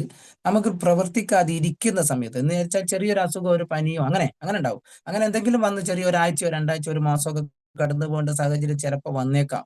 ഞാൻ 1 വർഷം കടന്നു പോയില്ലേ, 10 വർഷം എടുത്ത മേഖലയിൽ നിന്ന് 1 വർഷം കടന്നു പോയ സമയത്ത് എനിക്ക് പ്രോഫിറ്റ് കിട്ടിയില്ല എന്നുള്ളതാണ് ആ മേഖല. അതിന് പറയുന്ന പേര് ആക്റ്റീവ് ഇൻകം. നമ്മൾ എടുക്കുന്ന സമയത്ത് നമുക്ക് പ്രോഫിറ്റ് കിട്ടും. നമുക്ക് ശരിക്കും വേണ്ടത് പാസീവ് ഇൻകം. അതായത് ഇൻ കേസ് നമുക്ക് എന്തെങ്കിലും പറ്റിയാലും നമുക്ക് ചെറിയൊരു വരുമാനം നമ്മൾ എടുത്ത മേഖലയിൽ നിന്ന് വരണം. അതെവിടെയാ കിട്ടുക? അത് ബിസിനസ്സിൽ മാത്രമേ കിട്ടുള്ളൂ. അതായത് നമ്മൾ എടുത്തു വെച്ച സിസ്റ്റത്തിൽ നിന്ന് നമുക്ക് പണം കിട്ടണമെങ്കിൽ കുറച്ച് ആൾക്കാർ വേണം. അല്ല, ഞാൻ എന്ത് ചെയ്യണമായിരുന്നു? ആ ഓട്ടോ ഓടിക്കുന്ന സമയത്ത് 10 വർഷം ഞാൻ പോയ സമയത്ത് ഞാൻ എന്ത് ചെയ്യണം? ഒരു 1 2 3 അല്ലെങ്കിൽ 5 6 7 വർഷം ആ പണിയെടുത്ത സമയത്ത് ഒരു 10 15 അല്ലെങ്കിൽ ഒരു 5 6 അല്ലെ എത്രയെങ്കിലും ഓട്ടോറിക്ഷ പൈസ കൊടുത്ത് എടുത്തിട്ടുണ്ടായിരുന്നെങ്കിൽ ആ ഓട്ടോ ഓടുന്ന വാടക എനിക്ക് കൂലിയായിട്ട് കിട്ടുമായിരുന്നു, ഞാൻ കിടന്നു പോയാൽ പോലും. പക്ഷെ അല്ലേ, അതല്ലേ പാസീവ് ഇൻകം എന്ന് പറയുന്നത്. പക്ഷെ അവിടെ എന്തുണ്ട്? മുതൽ മുടക്കുണ്ട്. ഒരു ഓട്ടോറിക്ഷ എടുക്കണം, എന്ത് ചെയ്യാം, 2 ലക്ഷം 3 ലക്ഷം രൂപ എനിക്ക് മുതൽ മുടക്കുണ്ട്. അതിന് റിസ്ക് ഉണ്ട്. അത് ഒരു വർഷം വർഷാവർഷം അതിന് ബ്രേക്ക് എടുക്കണം, അതിന് പണിയുണ്ട്, എല്ലാം അത് നോക്കണം. ഞാൻ ഫുൾ റിസ്ക് ആരുതാ? എൻ്റെത് മാത്രം. എന്നാൽ അത് തന്നെയല്ലേ ഇവിടെ ഉള്ളത്? ഇവിടെ ഒരു റിസ്കും ഇല്ല. എത്ര ഓട്ടോറിക്ഷകളായി ഓടുന്നത്, മനസ്സിലായോ? അതായത് എം ഐ ലിസ്റ്റല്ല ബോർഡും വെച്ച് ഓട്ടോറിക്ഷ ഓടുക എനിക്ക് വേണ്ടിയിട്ട്. സത്യത്തിൽ എനിക്ക് വേണ്ടിയിട്ടാണ് ഓടുന്നത്? അല്ല. അവരവരെ വീട്ടിലേക്ക് സാധനങ്ങൾ വാങ്ങുന്നത് നല്ലതാന്ന് പറയുന്നത്. പിന്നെ അതിനെ സഹായിക്കാൻ വേണ്ടിയിട്ട് ഇവിടെ ഉമ്മർ സാദ് ഇഷ്ടം പോലെ വീഡിയോസുകൾ. അയ്യോ, അത് ഉമ്മർ സാറെ കുറിച്ച് ഞാനൊന്നും പറയുന്നില്ല, അത് വേറെ ലെവൽ സാധനം. ഇഷ്ടം പോലെ സഹായിക്കാൻ വീഡിയോയിൽ ഇങ്ങനെ എന്താ പറയാ, തലങ്കും വിലങ്ങും ഇട്ട് സഹായിക്കുന്നുണ്ട്. അത് ഒന്ന് ഷെയർ ചെയ്ത് കൊടുത്താൽ മതി. ഇപ്പൊ ഞാൻ പറഞ്ഞു വന്നത്, എന്നെ നിരന്തരം ഈ ബിസിനസ്സിലേക്ക് വരാൻ വേണ്ടിയിട്ട് ശരത്ത് എന്ന വ്യക്തി എന്നെ നിർബന്ധ സമയത്ത് ഞാൻ കിടന്നു പോയി. ആ കിടന്നു പോയിട്ട് ഞാൻ പറഞ്ഞ, ശരത്തെ എനിക്ക് എഴുന്നേക്കാൻ പോലും കഴിയൂല മോനെ, ഞാൻ എങ്ങനെയാ ഞാൻ തുടക്കത്തിൽ അവന് ഓട്ടോറിക്ഷ പോകുന്ന സമയത്ത് എന്നെ കൊണ്ട് കഴിയുന്ന രീതിയിലൊക്കെ സഹായിച്ചിട്ടുണ്ട്. അപ്പൊ ഞാൻ വിചാരിച്ചു പൈസക്കാണ്, പൈസ വേണമല്ലോ, പൈസക്കാണ് എന്താണ് ഈ സംഭവമേ പറയുന്നില്ല. അപ്പൊ ലാസ്റ്റ് എന്നോട് പറഞ്ഞു, ഈ ചേട്ടാ എന്നെ നിങ്ങൾ സഹായിക്കൂലേ? അപ്പൊ ആ വല്ലാത്തൊരു വേദനയുള്ള ചോദ്യം. ശരി, ഞാൻ എന്ത് ചെയ്യണം എന്ന് വെച്ച്. അപ്പൊ നിങ്ങൾ ഒന്ന് ഇങ്ങനെ ഈ ഒരു അന്ന് കോഴിക്കോട് പ്രോഗ്രാമാ, ഇങ്ങനെ വന്ന് കണ്ടാൽ മതി. കുറെ വീട്ടിലെ ഹോം മീറ്റിംഗ് അതിനൊക്കെ ക്ഷണിച്ചിട്ടുണ്ട്, ഒന്നിനും പോയിട്ടില്ല. കാരണം എനിക്ക് നടക്കാനേ വയ്യ, അതുകൊണ്ടാ. ഓട്ടോറിക്ഷയിലാന്ന് ഞാൻ പണ്ടങ്ങ പോയിട്ടുണ്ടാവും, ഞാൻ മന്നല്ലോ കിടന്നു പോയിരുന്നു. അപ്പോൾ ചെറുങ്ങനെ കസേര വന്ന് എഴുന്നേറ്റ് മെല്ലെ പോകണം, പിന്നെ ഇരുന്നാലല്ലേ എഴുന്നേക്കാറ് ഭയങ്കര പ്രയാസമാണ്. അങ്ങനെ നിൽക്കും. അതുകൊണ്ട് മടി പിടിച്ച, അല്ലാതെ അവനോട് പോകുന്നതിന് പ്രശ്നമുണ്ടല്ലോ. അങ്ങനെ എന്നോട് അവന് കാറുണ്ട്, നിങ്ങൾ ഒന്ന് വണ്ടിയിൽ ഇരുന്നാൽ മതി. ഞാൻ അവന് കോഴിക്കോട് വരെ പോകേണ്ട ശരത്തെ, ഭയങ്കര റിസ്ക് അല്ല എനിക്ക്, ഒന്നാമത് വണ്ടി കയറുമ്പോൾ ഛർദ്ദിക്കും. അല്ല പറയുന്നത്, ഏത് കാറിലായാലും ജീപ്പിലായാലും ഓട്ടോറിക്ഷ ഡ്രൈവർ ആർക്കൊണ്ട് ഛർദ്ദിച്ചില്ല. ബാക്കി എല്ലാത്തിൽ പോകുമ്പോൾ ഛർദ്ദിക്കും, എനിക്ക് ഇത്ര സഞ്ചരിക്കാൻ പറ്റൂല.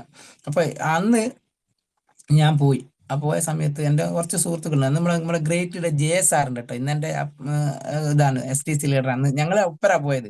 പക്ഷെ നിങ്ങൾ നോക്കണോ, ഓരോരുത്തരുടെ ഇത് നോക്കണോ. ഞാനും JS ഒപ്പരാണ് ഈ പ്ലാന് കേൾക്കാൻ പോയത്. ഞാൻ വിളിച്ചതാ, എടാ ഇങ്ങനെ വരണം, നമുക്ക് ഒരു സ്ഥലത്ത് പോകേണ്ടതിന്. പക്ഷെ JS സ്വന്തം കാറും എടുത്തിട്ടാണ് അങ്ങോട്ട് പോയത്. അവിടെ എത്തിയ സമയത്ത് അവനെന്തോ മിസ്റ്റർ അണ്ടർസ്റ്റാൻഡ് തോന്നിയ സമയത്ത് കാറും കൊണ്ട് അവൻ വേഗം ഡൈവേർട്ടായി വേറെ സ്ഥലത്ത് പോയി. ഞാൻ ഇവരെ കൂടെ പെട്ടോണ്ട് ഞാൻ മീറ്റിംഗ് സെന്ററും കാര്യം എനിക്ക് എന്തൊക്കെയോ അവിടുന്ന് മനസ്സിലായിട്ടുണ്ട്. എന്താണെന്നും സമയത്തില്ല. ഭയങ്കര സ്റ്റേജ് മുക്കായിരുന്നു, ലക്ഷങ്ങൾ പറയുന്നത്, ഇതൊന്നും എന്റെ തലയ്ക്ക് ഇരിക്കില്ല. 2 ലക്ഷത്തെ ഓർക്ക് വണ്ടി, അങ്ങനെ ഓർക്ക് വണ്ടി ഇങ്ങനെ എന്നാലും എന്ത് ഓർക്ക് വണ്ടി എന്തോ എന്നാലും, പക്ഷെ എന്തൊക്കെയോ ഉണ്ട് എന്ന് എനിക്ക് മനസ്സിലാക്കി. ഞാൻ ഇവിടെ വന്ന് ഞാൻ എങ്ങനെയാലും ഇവനെ സഹായിക്കാം, ഈ ശരത്ത് പറഞ്ഞല്ലേ, എന്തായാലും ഇവനെ സഹായിക്കാന്നുള്ള തീരുമാനത്തില പോയത്. പക്ഷെ 15,000 റുപ്യ വേണമെന്നൊന്നും തിന്നിക്കില്ല. അന്ന് പ്രതീഷ് സാറും നമ്മുടെ ഗ്രേറ്റ് അൽകുമാർ സാർ എൻ്റെ വീട്ടിൽ വന്ന്, ഞാൻ അവനില്ല, ഞാൻ കസേരയിൽ നിന്ന് എഴുന്നേറ്റ് കൂടാത്ത സമയത്താണ് ഇവർ വരുന്നത്. ഇവരെന്തൊക്കെയോ ഇങ്ങനെ വരച്ചിക്ക്, പിന്നെ കോഴിക്കോട് നിന്ന് കേൾക്കുകയും ചെയ്തിക്കല്ലോ. അപ്പോ എന്തൊക്കെയാ ഓർക്ക് വണ്ടി സാറേ, ഇത് നിങ്ങളാണ് മറ്റൊരു വട്ടം വരച്ച് എന്നിട്ട് ഇങ്ങനെ ഇങ്ങനെ വരച്ച്. എന്ത് വട്ടോ, എന്ന് വട്ടോ നടക്കുന്നില്ല. ഞാൻ എന്തായാലും പൈസ കൊടുക്കാൻ തീരുമാനിച്ചു, അത് വട്ടോ ഒന്നും വരക്കണ്ട. അപ്പൊ ഇവരെങ്ങനെയെങ്കിലും ഇത് പോയി കിട്ടിയാല് ഇങ്ങനെ ഉണ്ടാവരെ. ഇവരിങ്ങനെ അൽകുമാർ സാറിലും പറയല് കേട്ട ഇങ്ങനെ സാറേ എന്ന് പറയുമ്പോ എന്ത് സാർ, എനിക്ക് ഇവരെങ്ങനെ ഇറങ്ങിയിട്ടുണ്ട്, എനിക്കൊന്ന് ഇത്തിരി കിടക്കേന് ഇത്തിരിയാണ് എന്റെ മനസ്സിലുള്ളൂ. ചുരുക്കി പറഞ്ഞാൽ 15,000 റുപ്യ കൊടുത്ത് സുത്തം പറഞ്ഞ കുറച്ച് പ്രൊഡക്റ്റും വീട്ടിൽ വന്ന് അത് കുറച്ചൊന്ന് കഴിച്ചു നോക്കിക്കേ. ബ്ലഡ് പ്യൂർ വരുമ്പോൾ ഇതും കഴിച്ച സമയത്ത് മുഖത്തുള്ള കംപ്ലീറ്റ് അങ്ങ് പോയി കേട്ടോ. ഇതെന്നെ അത്ഭുതപ്പെടുത്തി. അല്ലാണ്ട് ബിസിനസ് ഭയങ്കര സംഭവം വന്നിരിക്കും, ഇതെന്നെ അത്ഭുതപ്പെടുത്തി. 10 വർഷത്തോളം കാണിച്ചിട്ട് കുറയാത്ത സാധനം ഒരു ബ്ലഡ് പ്യൂരിഫയർ മൂടിക്കില്ല തേച്ച സമയത്ത് ഇതുപോലെയായി. എന്റെ പഴയ ഫോട്ടോ ഒക്കെ ഞാൻ ഷെയർ ചെയ്തിട്ട് അത്രത്തോളം പ്രശ്നങ്ങളായിരുന്നു. വേണമെങ്കിൽ ഞാൻ നോക്കട്ടെ, ഉണ്ടെങ്കിൽ ഞാൻ ഇന്ന് ഉമ്മർ സാറിന് ഇട്ട് കൊടുക്കാം ആ ഫോട്ടോ, നിങ്ങൾ കണ്ടു നോക്ക്. രണ്ടും തമ്മിൽ ഡിഫറെന്റ്. അത്ര തന്നെ ബിസിനസ് ഒന്ന് നല്ലതാക്കി. അപ്പൊ ഞാൻ ഈ പ്രൊഡക്റ്റ് ഒക്കെ എടുത്ത് വെച്ചല്ലോ, ഓട്ടോറിക്ഷയിൽ വീണ്ടും പോയ സമയത്ത്, ഓട്ടോറിക്ഷയിലാണല്ലോ പോകുന്നത്, ഓട്ടോറിക്ഷ പോകുന്നത് എന്നോട് വിഭീഷേട്ടാ നിങ്ങൾ അപ്പാട് മാറിയല്ലോ, കുറച്ച് വേല് കൊള്ളാണ്ട്. ഞാൻ പിന്നെ വേലൊന്നല്ലോ, ഇങ്ങനെ എന്തൊക്കെയോ സാധനം കുടിച്ചിട്ട്, ഈ ബ്ലഡ് പ്യൂരിഫയർ നിനക്കന്ന് പേരൊന്നും അറിയാലോ, എന്തൊക്കെ സാധനം കുടിച്ചിട്ടുണ്ട്, ഇങ്ങനെ ആയിട്ടുണ്ട്. ഉമ്മർ സാർ ഇപ്പം ഞാൻ കണ്ട സമയത്ത് ഞാൻ ചോദിച്ചു, അല്ല ഉമ്മർ സാർ നിങ്ങളുണ്ടോ വയസ്സ് കുറയുന്നത്? ഞാൻ അപ്പൊ സാർ എന്നോട് തന്നെ, സാറേ കട്ടൻ ചായ എല്ലാം നിർത്തി സാറേ, ഇപ്പൊ 95 ആണ്. ഹലോ, അതാണ് ഇങ്ങനെ പളങ്ക് പോലെയാകുന്നത്. നോക്കി നോക്കാം, അതാണ് നമ്മൾ പ്രൊഡക്റ്റ്. പക്ഷെ ഇത് അറിയില്ലല്ലോ ആൾക്കാർക്ക്. ചുരുക്കി ഞാൻ പറയാൻ, അമേസിങ് റിസൾട്ട് ഉള്ള പ്രൊഡക്റ്റ് അല്ലേ. ഇതിനെ കവച്ചു വിട്ട എന്താ ഉള്ളത്? ആയുസ് ഒന്നും നീട്ടി കിട്ടൂല. അത് പഠിച്ചോ പറഞ്ഞ ആയുസ് അതിൽ എഴുതിയിരിക്കണം, എന്നിട്ട് തട്ടിപ്പോവും, അത് സത്യം. പക്ഷെ ആരോഗ്യം എന്ന് പറയുന്നത് നമ്മൾ ഇതുണ്ടാക്കണ്ടേ, വെൽത്ത് ഉണ്ടാക്കണത് നമ്മളല്ലേ. അപ്പൊ ഞാൻ പറഞ്ഞ അത്രയും ക്വാളിറ്റി ഉള്ള പ്രൊഡക്റ്റ് ആണ് ഇത്. ചോദിച്ച സമയത്ത് എന്റെ കയ്യിൽ 15,000 രൂപയുടെ പ്രൊഡക്റ്റ് ആണ്. ഞാൻ ചുരുക്കി പറയാം, ഒരു സാധനം കൂടി പറയാണ്ട്. 15,000 രൂപയുടെ പ്രൊഡക്റ്റ് സമയത്ത് ഞാൻ ഒരു 5 റുപ്യേന്റെ പ്രോഡക്റ്റ് ഞാൻ ഉപയോഗിച്ചിട്ടുണ്ടാവും. ഈ ഉപയോഗിച്ച് ബാക്കി 10 റുപ്യേന്റെ പ്രോഡക്റ്റ് 14,000 റുപ്യക്ക് വിറ്റ് കൊടുത്ത് ഞാൻ ഈ പരിപാടി നിർത്തി. തുടക്കത്തിൽ നിർത്തി. പക്ഷെ കൊടുത്ത ആൾക്കാർ വീണ്ടും വീണ്ടും ചോദിച്ച സമയത്ത് ഈ സാധനം വീണ്ടും വേണ്ട, കുടുങ്ങിയില്ലേ. എന്തൊരു കൊടുക്കായത്, പിന്നെയോ പിന്നെ ചോദിക്കുക, ഇനി എവിടുന്ന കിട്ടും. ഞാൻ അവന്റെ ചരത്തിനോട് ചോദിച്ചാൽ കിട്ടും, എനിക്ക് അറിയൊന്നുമില്ല, അവന് കൊണ്ടുത്തന്ന ഇവിടെ വന്ന് എനിക്കറിയാലോ, നിങ്ങൾ അവനോട് ചോദിച്ചു നോക്ക്. പക്ഷെ ലീഡേഴ്സ് വിടുവോ? ലീഡേഴ്സിന് അറിയാലോ, ഒരാളെങ്ങനെയാണ് റൂട്ടിലേക്ക് ഇറക്കേണ്ടതെന്ന്. ആ സമയത്താണ് നമ്മളൊരു RTP എന്ന് പറയുന്ന സാധനം, അത് ഫസ്റ്റില് RTP എന്ന് പറഞ്ഞാൽ 2500 റുപ്യ. ഞാൻ പറ അമ്പോ ഞാൻ ഇല്ല, 2500 റുപ്യോ. പക്ഷേ എന്റെ വിധി നിർണയിച്ചത്, നിങ്ങൾ പല പ്രഗത്ഭ ബുക്കിൽ എഴുതിയിട്ടുണ്ട്, ഓരോരുത്തർ ഒരു തീരുമാനം എടുത്ത് തോന്നുന്നു പ്രോഗ്രാം നയിക്കും, അല്ലെങ്കിൽ ഇങ്ങനത്തെ എന്തെങ്കിലും ഒരു ഇങ്ങനത്തെ മീറ്റിംഗ് സെന്റർ നയിക്കും, തീരുമാനം എടുത്തിട്ടുണ്ടാവുക ഇത് ചെയ്യണം എന്നില്ല. അതുകൊണ്ടാണ് പ്രോഗ്രാമിനും അല്ലെങ്കിൽ കട്ടിംഗ് എഡ്ജ് വർക്ക്ഷോപ്പ് ആയിക്കോട്ടെ, അല്ലെങ്കിൽ ഒരു വലിയ വലിയ മെഗാ പ്രോഗ്രാം, ഇത് വല്ലാതെ ആളെ എത്തിക്കണം എന്ന് പറയുന്നത് എന്തുകൊണ്ടാണെന്ന് വെച്ചാൽ അവരവർ കാണുന്ന വേറെ തലത്തിലായിരിക്കും, വേറെ രീതിയിലായിരിക്കും. ഇപ്പൊ ചാൾസ് സാർ നമ്മളെ ഇവരാണ് ഡെപ്യൂട്ടി കളക്ടർ, അവർ തീരുമാനം എടുത്തത് ഇവിടുന്ന് ഭ്രമരം എന്നുള്ള പ്രോഗ്രാമില്ല, നമുക്ക് വേറൊരു ലെവലിലേക്കുള്ള പ്രോഗ്രാം ആയിരിക്കണം. അതേപോലെ പ്രോഗ്രാം നല്ല ഇത് കൊടുക്കണം നമ്മൾ. ഇപ്പൊ ചുരുക്കി പറഞ്ഞാൽ ഞാൻ ബിസിനസ് ഏറ്റെടുത്ത് ഒന്ന് ചെറുങ്ങനെ നീക്കി എന്തൊക്കെയോ കളിച്ച സമയത്ത് ഒരു വർഷം എടുത്തോട്ടോ ടീം കോർഡിനേറ്റർ റാങ്കിലെത്തി. ഒരു വർഷം നോക്കണം, ഇന്ന് അതിലും ഫാസ്റ്റ് ആയിട്ട് പോകുന്ന 6 മാസം കൊണ്ട്, 2 മാസം കൊണ്ട്, 3 മാസം കൊണ്ടൊക്കെ ടീം കോർഡിനേറ്റർ എത്തണം. പിന്നീട് അങ്ങോട്ട് ഒറ്റ പോക്കാണ്. ടീം കോർഡിനേറ്റർ ആയ സമയത്ത് ATC ഒക്കെ ശരിക്കും 2 മാസമായിട്ട് എടുത്തിട്ടുള്ളൂ. പിന്നെ DTCയിലേക്ക് ശരിക്കും ഒരു 3 മാസം, ZTCയിലേക്ക് അങ്ങനെ കടന്നങ്ങ് പോയിട്ട് ഇന്ന് തിരിഞ്ഞു നോക്കുക റീജിയണൽ കോർഡിനേറ്റർ. ഇന്ന് തിരിഞ്ഞു നോക്കുന്ന മാത്രമല്ല, ഇപ്പൊ മറ്റന്നാൾ ഇപ്പൊ എന്റെ പങ്കാളെ വീട്ടിൽ പോകല, അത് ഓട്ടോറിക്ഷ പോകുന്നതാണെങ്കിൽ ഏകദേശം 300, 350, 400 റുപ്യ കൂലിയാവും. അങ്ങനെയാണ് ഏകദേശം 2300, 2500 റുപ്യാണ് ആഴ്ച വരുമാനം. ഹലോ, ആഴ്ച വരുമാനം. അതായത് ഓട്ടോറിക്ഷ കിട്ടുന്നത് ആ ഒരു 300, 400, 500 ആ കൂലി അത്രേ കിട്ടും. അതായത് എല്ലാം ചെലവും കഴിച്ച് അത്രേ കിട്ടും. അങ്ങനെ നേർ വന്ന 2500, 3000 റുപ്യന്റെ അടുത്താണ് 7 ദിവസത്തെ വരുമാനം. എന്നാൽ കഴിഞ്ഞു അതിന്റെ മുന്നിലത്തെ ആഴ്ച വരുമാനം 23,000 ആഴ്ച വരുമാനം, 19,000 ആഴ്ച വരുമാനം. അങ്ങനെ നോക്കുന്ന 42,000 രൂപയാണ് 2000ത്തെ വരുമാനം. 40,000 റുപ്യന്റെ ഒരു കിടക്ക സെറ്റാണ് ഞാൻ ഇപ്പൊ കൊടുക്കുന്നത്. ഞാനത് കൊടുത്തിട്ടെല്ലാം പറഞ്ഞത്, അതിലും വലിയ സംഭവം കൊടുക്കാം നമുക്ക്. പക്ഷെ ഓട്ടോറിക്ഷ ആസ്വദിക്കാം. അപ്പൊ നേരത്തെ പറഞ്ഞില്ലേ, അത്രയും ആസ്വദിച്ചാണ് ഈ ബിസിനസ് ചെയ്യുന്നത്. കാരണം ഞാൻ നേരത്തെ പറഞ്ഞൊരു വാക്കുണ്ട്, 10 വർഷം ഞാൻ ഇത്, നിങ്ങൾ എല്ലാവരും പുതിയ ആൾക്കാർ പഴയ ആൾക്കാർ കേട്ടത് തന്നെയാണ്, പക്ഷെ എനിക്കിത് പറയാതെ പോകാൻ പറ്റില്ല. 10 വർഷം ഞാനൊരു മേഖലയിൽ കിടന്ന് മരിച്ച് പണിയെടുത്തത് നോക്കണം.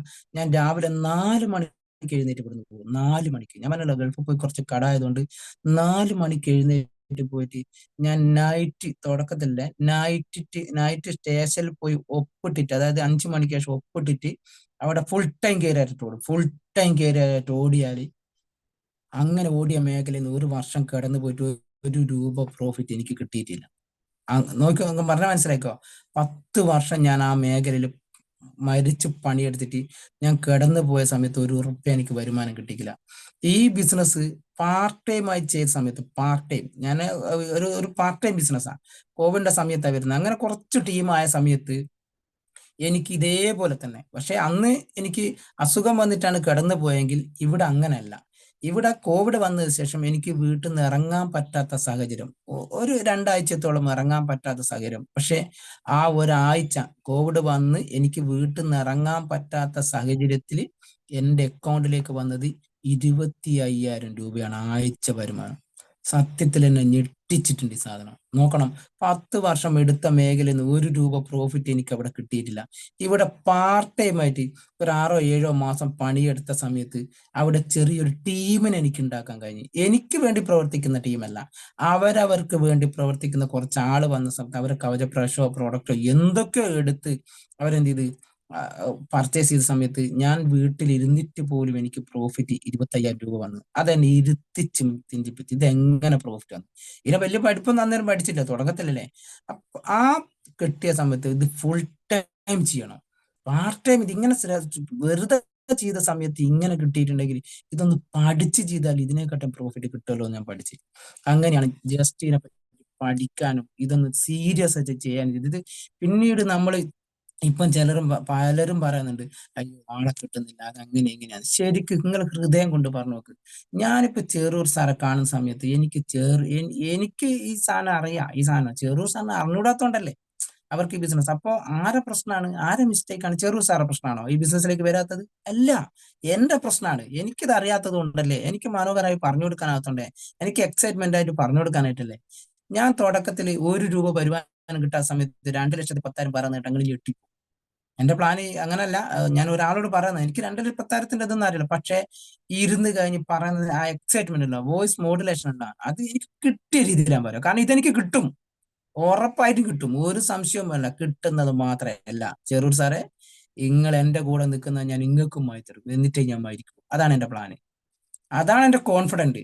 അല്ലാണ്ട് വലിയ മുബീർ മുഹമ്മദിനെ കണ്ടിട്ടോ അല്ലെങ്കിൽ ഉമ്മർ സാറിനെ കണ്ടിട്ടോ അല്ലെങ്കിൽ ഇവിടെ എനിക്ക് അൽകുമാർ സാറിനോ പ്രദീപ് സാറെ കണ്ടിട്ടോ എല്ലാ ബിസിനസ് വരുന്നത്. എന്നെ കണ്ടിട്ടാ വരുന്നത്. ഞാൻ ആരെ കണ്ടിട്ടാ പോയത്? 1 രൂപ പോലും ഇന്ന് എന്റെ അപ്ലൈ ലീഡർ ഇന്നില്ല, ഭൂമിയിലില്ല എന്നല്ല കേട്ടോ, ഈ ബിസിനസ് ചെയ്യുന്നേ ഇല്ല. എന്നെ കൊണ്ടുവന്ന് അയാൾ പോയി എന്ന് വെച്ചാൽ എന്റെ ഗ്രേറ്റ് ലീഡർ പ്രദീപ് സാറ്. എന്താ പ്രശ്നം? അയാൾ നന്നായിട്ട് സഹായിക്കുന്നുണ്ട്. അൽകുമാർ സാറ് അയാൾ മനോഹരമായിട്ട് എന്നെ ഇതാക്കുന്നുണ്ട്. പിന്നെ എന്താ പ്രശ്നം? ഇതാണ് ആരാ സഹായിക്കല്ലാത്തത്? ഞാൻ ജസ്റ്റ് ചോദിക്കട്ടെ, ഒരൊറ്റ കണക്ക് പറഞ്ഞ് ഞാൻ അവസാനം, നിങ്ങൾക്ക് അറിയുന്ന ആളാണ്, എന്നാലും പുതിയ ആൾക്കാരാണ്, ഞാൻ അധികം കട്ടിങ് അടിച്ച് കൊടുക്കുന്ന സാധനമായത്. ഞാൻ ചോദിക്കട്ടെ, ഈ ഒറ്റ കണക്ക് പറഞ്ഞ് ഞാൻ അവസാനിപ്പിക്കും. ഇത് ലീഡേഴ്സിന് അധികം അറിയുന്ന കണക്കാണ്, എന്നാലും പുതിയ ആൾക്കാരുണ്ട്, നിങ്ങൾ എഴുതി വെച്ചോ സാധനം.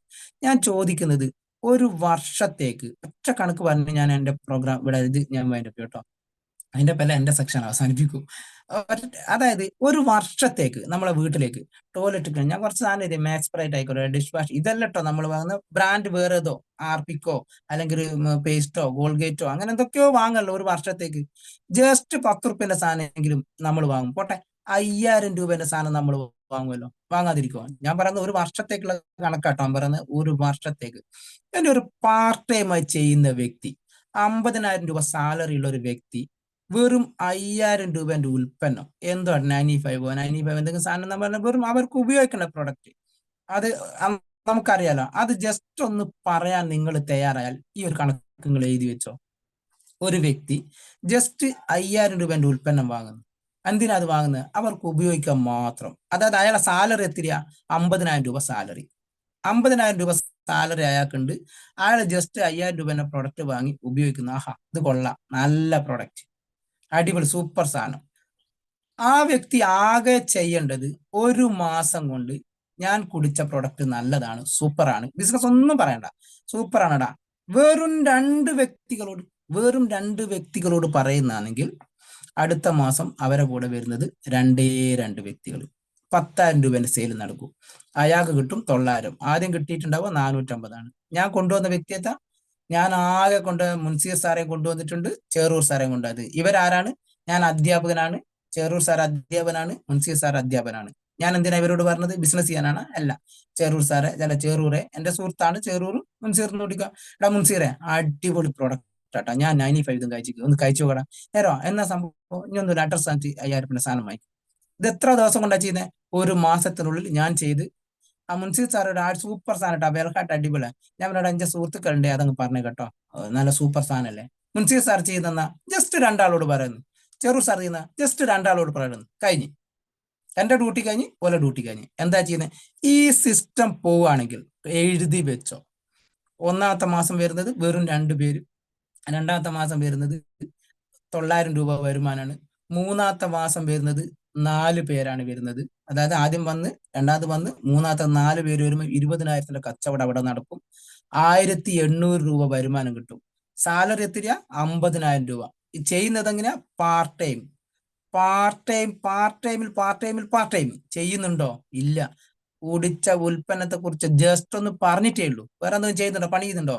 പക്ഷെ വരുമാനത്തിനാ കിട്ടിയത് 1800 റുപ്യ 3-ാമത്തെ മാസം. 4-ാമത്തെ മാസം വരുന്നതോ 8 പേര് വരും 4-ാമത്തെ മാസം. അങ്ങനെയാണെങ്കിലോ 40,000 കച്ചവടം നടക്കും. അങ്ങനെയാണെങ്കിലോ 3600 രൂപ വരും.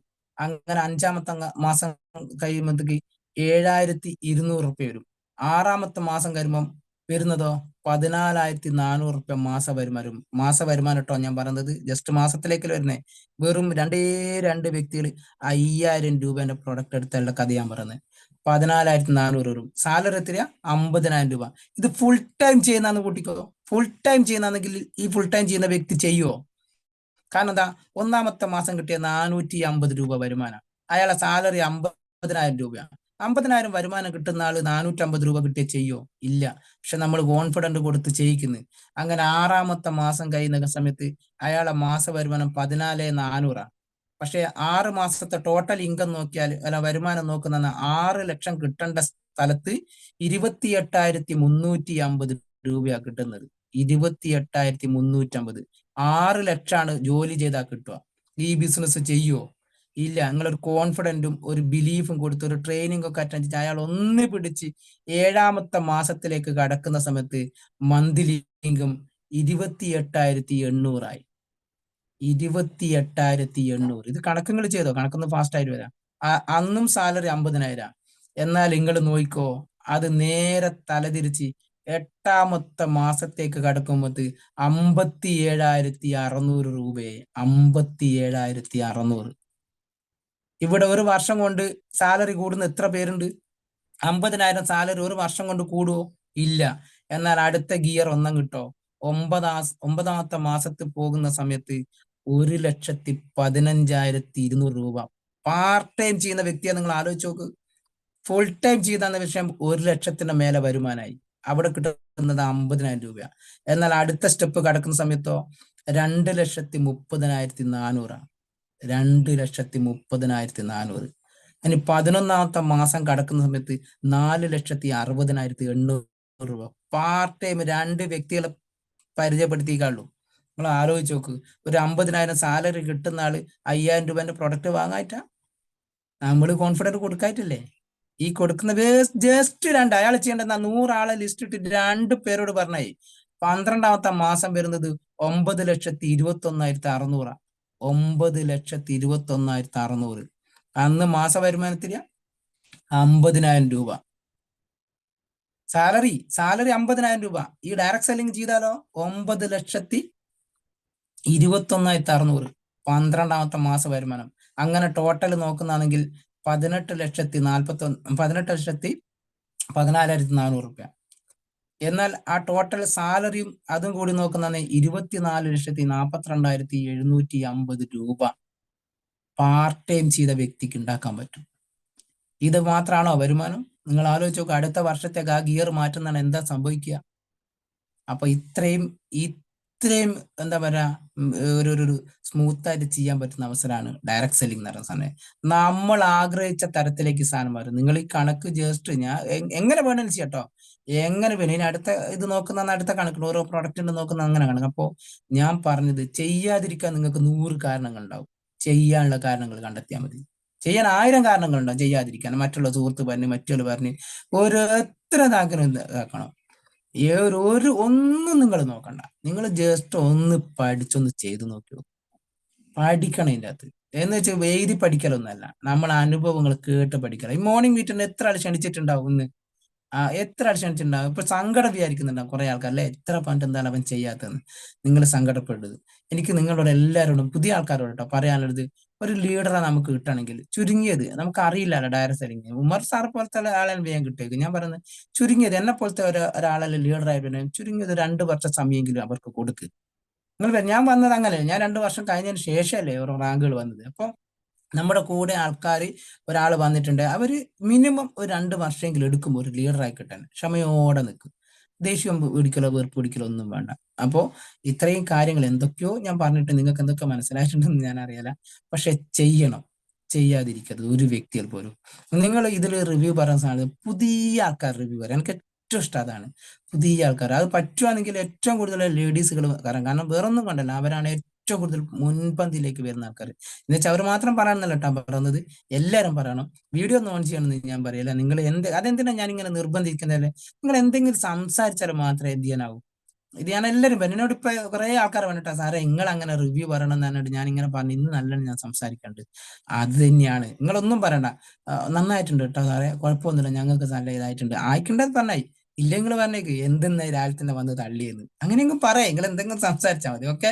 അപ്പൊ എല്ലാവർക്കും നല്ല വിജയങ്ങൾ ഉണ്ടാക്കാൻ ഈ ഒരു മോർണിംഗ് മീറ്റ് സഹായിക്കട്ടെ എന്ന് മാത്രം എഴുതണം. Okay, thank you.